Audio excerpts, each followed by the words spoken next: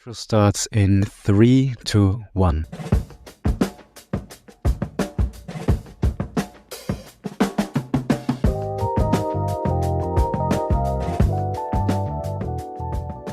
Three, two, one, clap. And welcome to another episode of ThirdCultureKit. I'm your host, Fiona. And I'm in a different setting today because I'm not in my usual home studio, but I'm actually at the University of Vienna and joined by Jerome de Wit, who is the department head of Korean and East Asian Studies. First of all, thanks for actually inviting me. Thank you very much. And, nice to be here. The topic of today is Korea, of course, but more so Korean history. And I have to shamefully admit that my knowledge in this regard is quite limited. But that's what I'm here for, to listen and to learn. But I wanted to focus more on the period before Korean War, which is actually Korea's colonial past under Japanese rule, where I would think that this is still not really much known in Western society. And if I'm correct, this period was from 1910 to 1945. Right, that's right. And if you could actually outline what this sort of looked like, and maybe we can also talk about how this potentially has affected maybe also Korean social economics and politics up to this day as well. Right. So coming to your question of why it's not so well known, I mean, when we talk about Western societies, I mean, we are usually focusing mostly on our own things, right? And when it gets too far away from our neighborhood, then things are a bit vague, and we only have a rudimentary knowledge of how things are in other parts of the world. The interest is not really there, and especially when it comes to the year 1945, enough happened in Europe, and right after that, people were more busy with what went on here and the things that were shaping societies here, also in Austria, of course. That, of course, a country like Korea was not really on the radar, especially, like you said, it used to be a colony. That is how it was kind of mostly known among Westerners. And that's why not a lot of agency was given to Korea or Koreans even after 1945, because they saw it more like still in hierarchical terms, like, okay, these Koreans, they were colonized by the Japanese. And there's not that much else then going on, because if you're colonized, then you don't really have that much to say about things and who you are. So how did this come about? Well, it's a long story, of course. It's a long story. But to keep it short, I mean, it's like, indeed, it started in 1910, but that's just the official start. You could already say that Japan started this process 30, maybe 40 years earlier in the 1870s, 1880s, and slowly built towards creating the correct environment to be able to, without any outside interference, to just take over Korea for themselves. So first they did that, we would say, diplomatically, of course, like by defeating their rivals. So first of all, the Qing Empire still had a lot of power in Korea. So they were under the indirect rule of the Qing Empire. And that had to be gotten rid of first. And for this, they, of course, also used cultural means with the ideas of modernity. And that also was something that a lot of Koreans could appreciate, right? Okay. So that's why Koreans also unwittingly kind of helped with the colonization of their own country because of these new ideas that came in. And at the time, it seemed very nice to indeed have these different ideas with which you could battle against the Qing. So first, they got rid of the Qing Empire, especially in the First Sino-Japanese War, 1894, 1895. Then they thought, now our hands are free to get our hands on Korea. But then Russia stepped in and also showed that they had ambitions to have something to say about what happened in Korea. But they were defeated, of course, in 1904, 1905. And after that, nothing stood in the way anymore, diplomatically speaking, of getting their hands on Korea. There's also a cultural component to this. So for many years, archaeologists, linguists, historians, they would visit Korea and they would say, hey, this Korean culture actually, it's kind of like a forefather of the Japanese culture, Japanese language. This is where our forefathers came from this old Kaya kingdom. And that is where they find their roots in Japan. And that sustained narrative helped to also get all the Japanese on board, right? Because then they could also sell it to their own countrymen to say, well, we have an affinity with Korea, Korean history. Our cultural roots come from the Korean Peninsula. And that kind of also built then some sort of a narrative that could legitimize then a claim on getting your hands on Korea and being able to rule it. So those are the two important components. So in 1905, everything was settled. And then officially on the 22nd of August, 1910, Korea had to sign over its rights of self-rule and became a part of the Japanese Empire. Right? Very interesting. A lot of details I didn't know at all. And to add on this, and if we fast forward a little bit in this time, so a personal story, a little bit of mine. So my grandparents from my mom's side, they used to live in Japan during this time period also. So my grandpa went first to Japan in this town called Yahata. So the town doesn't exist in this form anymore. It's in Fukuoka now, in the region. And then my grandma followed, and they lived in Japan during this colonial times around 10 years. And they also built something for themselves, which I also know for a fact was not the norm for a lot of Koreans who used to work in Japan. But after Japan had to capitulate after the nuclear bombings, and we were basically had to go back. And I think that was also a very difficult and interesting turn of events, that you build up something for yourself, you have to leave, and which was the case for a lot of Koreans in this time period who were in Japan at this time. But that's also the reason why you have a lot of a huge Korean population actually in Japan. Right. Yeah, that's also very interesting history, right? After 1945, the Americans took over in Japan, of course. Yeah. And they didn't really know what to do with the Koreans there. So they actually tried to force the Japanese to take care of things and send them back. Yes, but then the Americans, they kind of had to take over responsibility because the Japanese didn't want to do that. And then many Koreans, they were not allowed by the American government to take enough possessions, even money with them.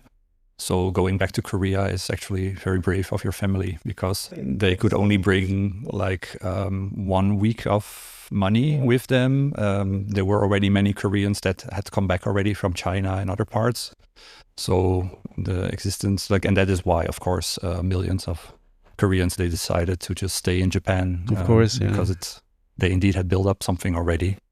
And also, I think my mom always tells me that my grandma said they came back and it was so poor, there was nothing, and they didn't know, like, people were living under terrible conditions then, of course. Right. Exactly. Right. And when it comes to this topic, especially on the historical side, I read articles also about how historical teaching, especially in Japan, is somehow avoided when we talk about this whole colonial past, but this is not really taught in school. And I also had a conversation with that, and he said, yeah, this is really missing and it's not really happening. And I was wondering, is this, would you agree on this? Is this still the case? Oh, yes, for sure. I mean, so for the Japanese, they really had to come to grips with losing your empire, right? Losing, and they created something else out of it, right? So kind of when you look at nationalistic narratives all over the world, so including Korea, right? And that is where the Japanese colonial period also comes in. You make yourself a victim, right? And that is also a bit what happened in Japan.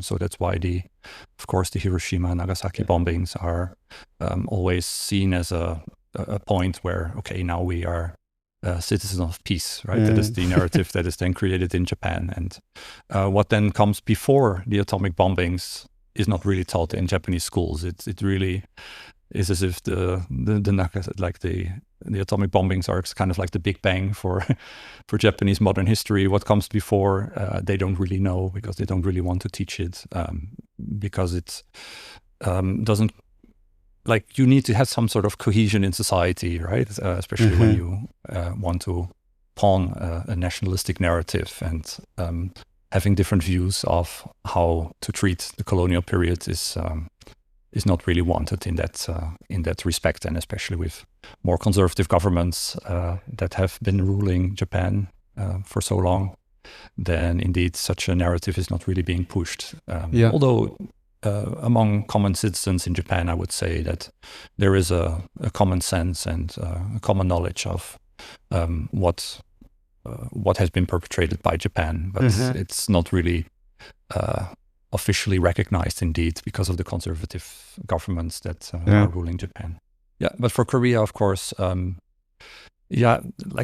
August 15th, 1945 is also, yes, you can call it a liberation, but what kind of liberation is it when you are immediately occupied by the Soviet Union and the Americans, right? So that is a little bit something that you then need to obfuscate, and it makes it even more complex, I would say. Right, and that's like a nationalistic story only thrives when it is very black and white, and gray stories are making things too complicated. So that's why I just stick with the common narrative that you liberated yourself, as they do in North Korea and South Korea, and then just try to perpetuate that myth, I would say.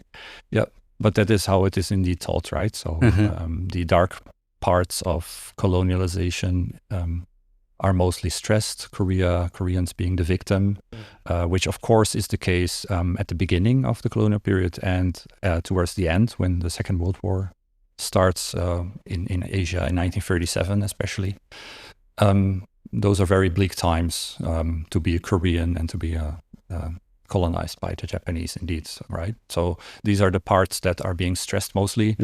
What happens in between is much more complicated to explain. Like, indeed, you could build some sort of an existence as a Korean if you take into account like the annexation of Manchuria created a lot of opportunities for Koreans, actually, where they felt that their status within the empire kind of rose. So they had more rights, legally speaking, more social and economic opportunities than ever before. So that creates also some sort of a problem that you see then after 1945, right? With the authoritarian governments, for example, they come from this day and age where they build up a life in Manchuria, or they had some connections with what the Japanese were doing in Manchuria at that time, and managed to thrive within that atmosphere. And then, of course, that is also what led them to be able to hold power then in South Korea later, after 1945. Very interesting. And it also brings me to my next questions. I mean, try to follow at least on everything on a political scale, and I mean, there was efforts of reconciliation, I would say, from the Japanese side, and I saw, as an example, like the comfort women issue, for instance. Anyone who doesn't know what it is or hasn't heard of it, it's very quickly explained. It used to be like young women, especially girls, during this time period of Japanese occupation, who were forced into sexual slavery, which was literally systemically controlled. And I was wondering, why did some of these efforts never really last? That's also like a complicated affair, right? So when it comes to the especially the comfort woman issue, for example, then for the comfort women, they had reached a point where they said, okay, we just accept the apologies, we just want to get the money because we need to in our day and age try to live, and also try to put it behind us. So but then you have these NGOs in South Korea that are not really happy because their existence relies on sustaining this narrative and trying to get donations from the South Korean government. So it's in their interest to perpetuate like a kind of like this. So I see in this case often that the NGOs actually from the South Korean side, because their existence kind of relies on it, and they then even start to force some of the Korean comfort women, like, don't accept this money from the Japanese government. Don't be happy with what they're like with their apologies. It's not genuine. Even though some of the comfort women, they kind of are on record that say like, no, I really want to just take the money and just live a quiet, like, last days of It's my very life. sensitive. I mean, you're putting a person out who maybe Also, yeah. And that is also not really something that then some of these NGOs are like too much aware of. They don't really see more the practical side of things, but then they lose sight of the victims themselves and how they would feel psychologically by indeed being like put out there and with your very sensitive narrative of your history and what has been done to you. To keep that in the media, that's it's not really something that you think would want all the time, right? So yeah, so I think that's also one of the reasons.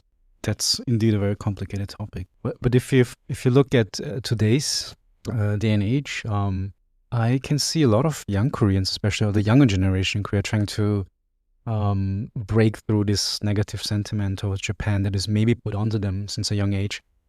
Given the fact that you also have a lot of cultural appreciation of each other, and at the same time, I can also understand that it must be very difficult to re-navigate the ship in this sense. Right. No, that's for sure. Yeah. So that is indeed like the younger generation. They always have to try to break free of this, right? Yeah. And it's difficult because you have indeed these countries pushing their own nationalistic narrative. North and South Korea are still fighting for legitimacy, of course. So that's why their view of Japan has to stay very rigid, because they have to still kind of be the legitimate force that said we are indeed the true heirs of what came after 1945. Yeah. And that is a little bit also hampering things, and that really has taken a psychological hold on North and South Koreans, I would say, in my experience, that even if you are talking to very intellectual people, academics in South Korea, that when it comes to this issue, they all of a sudden become very nationalistic, even though I would not normally brandish them like this, because they are they see their own history in a very critical, but also like they know the gray aspects of their own history. But then sometimes when political issues flare up, then all of a sudden they just harken back to like what has been produced previously for them.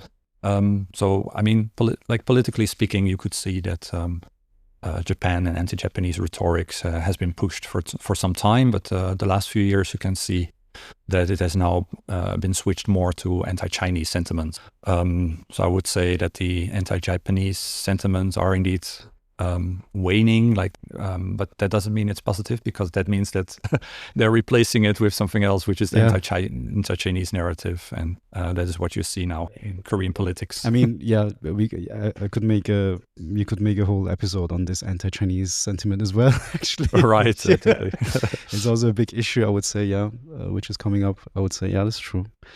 So you would say that there's, for Koreans now, a bigger problem, which is above what was before, maybe, which is now the anti-Chinese sentiment, which maybe... Right, yes, and that is being used politically now as well, right? So that's how Yoon Suk-yeol also kind of got elected with these anti-Chinese sentiments. And it's not only the very conservative party that dabbles in this, but also the other party, they also say like, we should indeed be aware of this, what China's doing or trying to do, and the the purported influence that China has on on South Korean society is a bit overplayed and overemphasized a bit too much. But I've followed this political polarization in Korea, but I feel it's also happening all over the world right now. But if you look at Korea right now, apart from all this driving Korean cultural popularity, how would you interpret like South Koreans' current struggle between the traditional social structures and norm that was maybe in our parents' generation, and then what is currently the individualistic cultural norms of the younger generation? Is this tension somewhat a national identity crisis? And what would you even tell younger people right now in Korea, or young Koreans who are trying to break out of this? Is there a certain takeaway that you can provide? I don't know if that's even possible.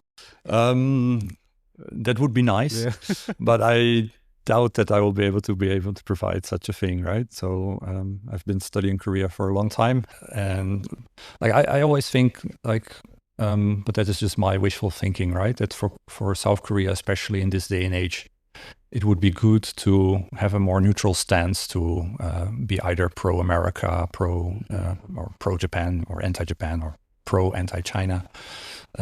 Like a middle ground would work very well, but politically speaking, that is very difficult to create when there's a North Korea there still, that you have to culturally, like you have to have a narrative to be able to say, okay, this is who we are. And for South Korea, they haven't really figured it out yet. Like who they are is, we are not North Korea. But who are you then? Yeah, we are a capitalist. Yeah, but there are so many capitalist countries in the world. Like and measuring your worth and legitimacy according to the GDP and the wealth that you have accumulated, that went well for a very long time, right? So that was how Koreans saw themselves and how they felt South Korean in the 80s and 90s. But you can see that is now kind of disappearing, and then they try to harken back to like, okay, should we then have some anti-Japanese sentiments? No, that doesn't work anymore. Like you say, like they're appreciating each other's culture. It doesn't really stick anymore to the normal South Korean population. So then the politicians, they try, okay, maybe anti-Chinese sentiment. Yes, it's now working, but for how long also remains to be seen, right? So that is the eternal struggle in South Korea, that they have to find some sort of a own identity, and that is not really tied to economic development, because they see that is now a thing of the past. That's why we have movies like Parasite and Squid Game, right? Where people are throwing in your face like, yes, we have wealth, but not equally distributed. And that is then kind of like the identity crisis that South Koreans are struggling with. And for this, like, when it comes to identity, you always need an other, right? An other that you can see as different from yourself. And yeah, so that's why I don't really have a takeaway, because this is something that South Koreans are struggling with now, right? And that's what you can then pinpoint to as to why some topics are still sensitive, because like having everything laid out to you in a very gray perspective where like nothing is good and right, but it's always something in the middle and it's always a negotiated truth, that creates then complications also for your own self-identity. And so yeah, you just have to be aware of that. That is unfortunately how our world still works, right? Even though I would also like to get rid of all the nationalistic narratives and this way of thinking, and try to just see each other as just human beings. And we have indeed differences culturally speaking, but that should not be a barrier at all to, of course, how we approach each other, how we talk to each other. We can just learn from each other. It enriches our lives when you learn from another culture, and I always enjoy that a lot, to teach that to our students. And you can really see that when they pick up on this, that their lives get enriched, and I also feel a bit more value in what I'm doing. But sometimes it's difficult. Some people, they are very resistant to, because it ties into your own identity, right? If you talk about the country and the history. I mean, emotionally as well, of course. Exactly, right. So you have to be aware of that. And how to break through this is always difficult if the people that you're talking with are very like defensive about like their thoughts and there's the thought system that they've built up for themselves, with which they can then feel comfortable with for their identity. Okay, maybe that's the takeaway, that maybe there's a certain, for the younger generation in Korea, they're trying to, let's say, be more open and be more willing to change the narrative when it comes to this Japanese political aspect. Right, exactly. So that is indeed what you kind of see happening indeed, right? So the younger generation, they are surely overcoming this dilemma, and the anti-Japanese sentiments are therefore waning a lot, and even issues like Dokdo are not really as like, even though it's still pushed by the South Korean government a lot. Including here in Austria, right? So I've seen this when you go to the Korean school, for example, the children are drawing. Yeah, I have to say that for me this was a bit shocking, because it's I mean, those are children, and you tell them to do something political, where I think exactly. that maybe at this age you don't actually know what's going on is a bit too much, also in my opinion. So yeah. Right, exactly. I also find that a bit strange, right? Because this also, like talking about Tokto is already kind of trying to instill some sort of anti-Japanese narrative in it, right? That is something that we just have to be very aware of. And what the South Korean government is not realizing is that like people like you, like a diaspora people, for them it's much easier to get rid of this nationalistic way of thinking, right? Because your world is much larger than just the South Korean peninsula. So for South Koreans, it's of course still a bit difficult because they are really inundated in this kind of narrative where Tokto is ever present and then ties into anti-Japaneseness.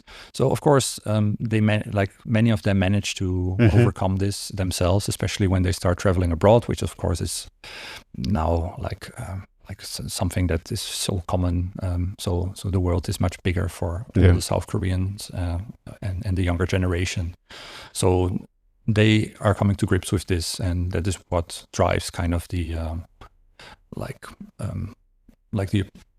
their appreciation of Japanese culture, but also seeing their own history in a different light. That's for this you need to go out of the country and engage with others. I would say so. I think I can definitely see that a lot of younger Koreans are traveling the world, and I think it gives you a completely different impression, and you see maybe yourself, your culture in a different view as well. Maybe also question actually some things, and I think it helps a lot broaden the views, definitely. So I would say, from what I've seen, that a lot of young Koreans now take this opportunity actually to travel the world. Yes, I think we some sort of the end. So thank you very much for your input. You're welcome.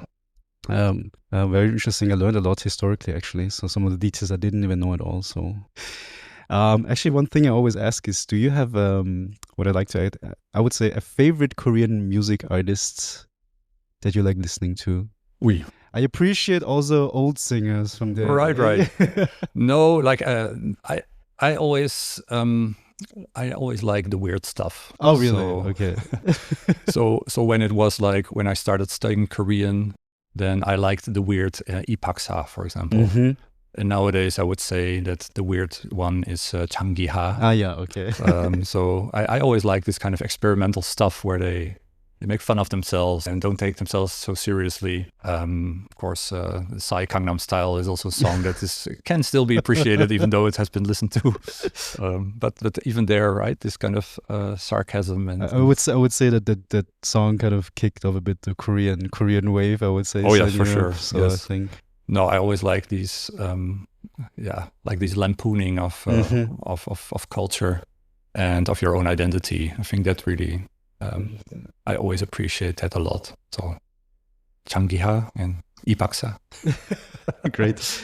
But I also listen to other songs and music, of course, right? Awesome. Well, thank you very much for this conversation. Thank you. And 3, 2, 1, it's a wrap.